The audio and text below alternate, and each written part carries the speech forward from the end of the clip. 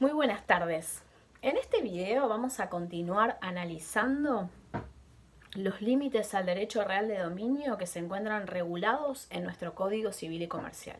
Ustedes podrán encontrar en este canal otros videos que también refieren a este tema, uno que habla de la parte general y otro que es específico de uno de los límites al derecho real de dominio que tiene que ver con las inmisiones, con este deber de no excederse de la normal tolerancia, que lo analicé en un video anterior, se los recomiendo para poder completar el tema. En este video vamos a analizar una especial limitación al dominio que encontramos en nuestro Código Civil y Comercial, que es la que tiene que ver con las limitaciones que pueden incluirse o no, vamos a ver cuáles se admiten y cuáles no, en los contratos o en los actos de última voluntad de los testamentos para la transmisión del derecho real, ¿sí? Entonces vamos a encontrar que hay ciertos límites que impone el código a la hora de poder redactar tanto estos actos entre vivos como estos actos mortis causa. ¿Por qué los va a regular el código en el título del derecho real de dominio y justamente en el libro cuarto donde se tratan los derechos reales? Bueno, porque justamente, si bien se trata de contratos o de cuestiones de sucesiones que están entrelazados claramente, bueno, porque el límite va a estar dado al derecho real de dominio, ¿sí? Hay ciertas cuestiones que aún siendo el titular dominial, no puedo realizar amparándome en que, como habíamos analizado con el video de dominio, primera parte, no me puedo amparar en que es el derecho más absoluto dentro de los derechos reales, ¿sí? Porque como dijimos en ese video y como lo repito aquí, el derecho real tendrá el carácter de absolutez, pero no por eso puedo realizar con la cosa, objeto de mi derecho, lo que quiero plenamente y sin, digamos, tener en cuenta el interés general y sin tener en cuenta ciertas normas que me van a limitar, que tienen que ver con el orden público, porque ningún derecho es totalmente absoluto en el término puro de la palabra, ¿sí? En ese sentido no podemos entenderlo al dominio. Entonces va a haber ciertas limitaciones y estas tienen que ver con el tema de la disposición jurídica. Acá estamos hablando, ¿se acuerdan que el titular de dominial tiene la disposición material y la disposición jurídica sobre el objeto sobre el cual recae su derecho? Son normas de orden público, recuerden, ¿sí? Se rigen por ese principio de estructura legal del 1884, obviamente, lo que los romanos llamaban también lo que era el derecho, el numerus clausus, ¿sí? Son cuestiones que tienen que ver con estas normas que están dentro de esta estructura legal propia de los derechos reales, ese 1884 de la Teoría General de los Derechos Reales que nos aplica. Bien, vamos a ver que hay ciertas cláusulas que tienen que ver con la prohibición de enajenar que van a estar prohibidas, ¿sí? Y van a encontrarlas en el artículo 1972 de nuestro Código Civil y Comercial. Ahí da ciertas diferentes supuestos que podrían admitirse y hay algunos supuestos que no podrían admitirse a la hora de incluir en esos contratos prohibiciones al momento de la disposición jurídica. Dice el primer párrafo: cláusulas de inenajenabilidad. En los actos a título oneroso es nula la cláusula de no transmitir a persona alguna el dominio de una cosa determinada o de no constituir sobre ella otros derechos reales.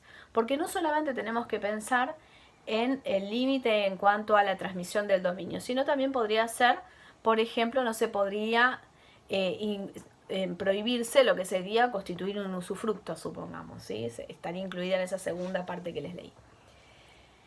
Acá estaría puesta la prohibición, ¿sí? O sea, dice, es nula. No puedo decir a nadie usted va a poder venderle este inmueble o a nadie usted va a poder constituir un derecho real de usufructo, de uso, si es posible de superficie. No podría decir a nadie, a persona alguna, ¿sí? Y ahora, acá la diferencia, cuando sí el codificador en este 1972 sí permite, dice, estas cláusulas son válidas si se refieren a persona o personas determinadas. Entonces, analizando este primer párrafo del 1972, si la prohibición, cuando la transmisión que estoy realizando es a título oneroso, dice usted no puede venderle esto, no puede constituir a favor de otro ningún derecho real a nadie nunca, esa cláusula no está admitida por este 1972 primer párrafo. Ahora, en cambio, si en lugar de decir eso, establece que no se lo puede constituir un derecho real de dominio u otro derecho real a favor de la persona XX, o sea, se determina a quién en esta disposición que estamos redactando, que estamos realizando, bueno, en ese caso, en virtud de la última parte del 1972, sí se admite, ¿sí? Entonces, cuando transmitimos a título oneroso, depende. A persona alguna, o sea, a nadie no podíamos poner la prohibición de no constituir derechos reales o de no transmitir. Ahora, a persona cierta y determinada, sí. ¿Sí? Entonces, en ese caso, es una primera aproximación a entender este 1972, estas cláusulas de inenajenabilidad, como dice el código. Vamos al otro supuesto, al supuesto cuando se trata de cláusulas en las cuales la transmisión tiene que ver con una transmisión a título gratuito, ¿sí? En el primer supuesto que les estaba contando, tiene que ver cuando la transmisión es a título oneroso. Pero ahora hablamos en los actos a título gratuito, dice el segundo párrafo, todas las cláusulas señaladas en el primer párrafo son válidas si su plazo no excede de los 10 años. Es decir, que, por supuesto, si el acto es a título gratuito y ponemos una persona determinada prohibiendo transmitírselo o constituir hechos reales, es válido, porque si ya era válido en el acto a título oneroso, por supuesto que también lo va a hacer en a título gratuito. Ahora, si ponemos a persona alguna, ahí, por supuesto, a persona alguna me refiero a nadie, usted no se lo puede transmitir a nadie, a diferencia de lo que pasa en los actos a título oneroso, se admite en este segundo párrafo, en los actos a título gratuito, siempre que, y acá nos pone un límite temporal, siempre que esa limitación esté en un plazo que no supere, esté impuesta por un plazo que no supere los 10 años. ¿Sí? Entonces, tenemos que observar si se trata de actos que tienen que ver a título oneroso, una es la circunstancia, son actos a título gratuito, es otra la circunstancia.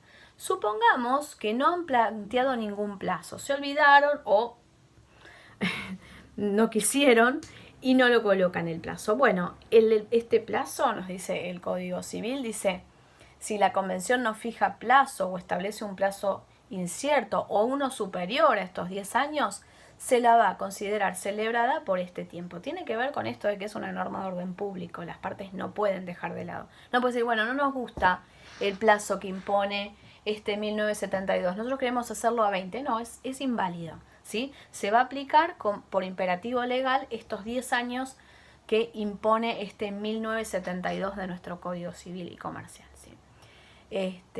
Eso sería con respecto a las transmisiones, ya sea tanto título gratuito para persona alguna o título gratuito para persona determinada. Como ustedes pueden observar de la lectura del 1972, el plazo de los 10 años no estaría abarcando, si hacemos la lectura de este artículo, abarcando los actos que son a título oneroso. ¿Qué pasa si de todas maneras esta persona igual lo constituye? Bueno, lo transmite, ¿no? O sea, no le importa la cláusula, incumpliendo con esta prohibición que tenía, realiza a favor de otro un derecho real, constituye, mejor dicho, un derecho real en favor de otro cuando no podía hacerlo, lo transmite.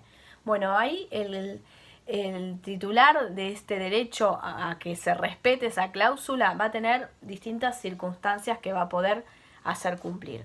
A veces se plantea que expresamente se ponga una multa, ¿sí? Una multa específica porque no cumple con esa cláusula prohibitiva, ¿sí?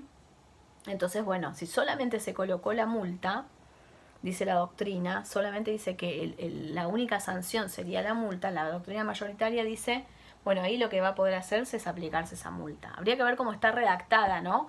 La cláusula que impide que pueda transmitir. Supongamos que estamos dentro del plazo legal o que estuviéramos en el otro caso, en el caso de actos a título oneroso. Si se lo puso como una condición resolutoria, claramente va a poder reclamar judicialmente la nulidad del acto. porque se ha incumplido se ha cumplido con esa condición resolutoria, se pedirá la nulidad del acto y va a poder pedir la reivindicación de la cosa. En el supuesto de que nada diga, ni que va una multa, ni que es una condición resolutoria, la mayoría de la doctrina dice que se podría claramente también reivindicar la cosa, porque lo que se había colocado era la prohibición de transmitir o de constituir derechos reales, por lo tanto debía cumplirse con esa cláusula, ¿sí? Entonces, el tercer adquirente no va a poder, estamos hablando de cuando estaba expresamente aclarado, ¿no?, en el título, ya sea ese acto a título oneroso o a título gratuito, y ya sea en acto por contrato o por acto de última voluntad. Entonces, como incumple con esa disposición que le prohibía la transmisión y esta persona lo hace igual, supongamos que dentro del plazo válido y demás, bueno, cuando se trata de una cosa registrable, por supuesto se debería haber inscripto esa prohibición.